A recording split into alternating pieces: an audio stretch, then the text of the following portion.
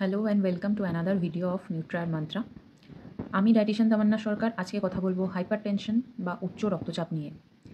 উচ্চ রক্তচাপকে নিয়ন্ত্রণে রাখার জন্য আমাদের কতগুলো ছোট ছোট পর্যায় বা স্টেপস ফলো করলে অনেকটা উপকার পাওয়া যায় এবং সেটাই আজকে জেনে নেব। প্রথমেই সেটা হচ্ছে কম লবণ খাওয়া। মানে যে নুন আপনারা প্রতিদিন রান্নায় ব্যবহার করছেন বা প্রতিদিন এমনি খাচ্ছেন, সেই নুনের পরিমাণকে কমিয়ে আনা। 1 চা চামচ জনপ্রতি পার ডে হিসাবে আপনারা নুন রাখুন। এর থেকে বেশি যেন নুন কোনোভাবেই খাবারে না পৌঁছায়।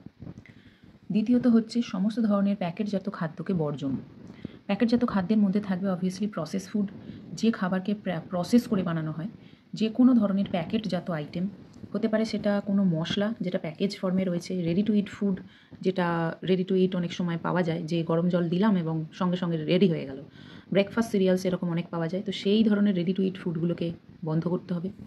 বন্ধ হবে ঠান্ডা পানীয়, অর্থাৎ সফট ড্রিঙ্কস যার মধ্যে ক্যাফেনের মাত্রা অনেক বেশি, চিনির মাত্রা অনেক বেশি, নুনের মাত্রা অনেক বেশি। অ্যান্ড অবভিয়াসলি হার্ড ড্রিঙ্কসও বন্ধ হবে। সবথেকে বেশি যেটা করতে হবে সেটা শারীরিক পরিশ্রম এবং হাঁটাহাঁটি। আর আমাদের মনে রাখতে হবে যে এই সবগুলোর সাথে সাথে আমাদের যেটা করতে হবে, আমাদের দৈহিক ওজনকে নিয়ন্ত্রণে রাখতে হবে।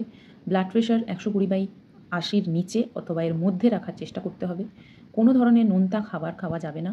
যেটার মধ্যে অতিরিক্ত নুন আছে বা নোনতা খাবার, যে কোনো ভুজিয়া টাইপের জিনিস, সেগুলো অ্যাভয়েড হবে।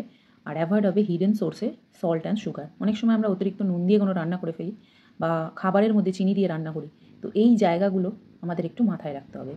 তাহলে যদি প্রত্যেকটা পয়েন্টস আমরা ইকুয়ালি মনে রাখতে পারি, তাহলে খুব ভালোভাবে এবং অচিরেই আমাদের হাইপার টেনশন বা উচ্চ রক্তচাপ একেবারেই নিয়ন্ত্রণে থাকবে।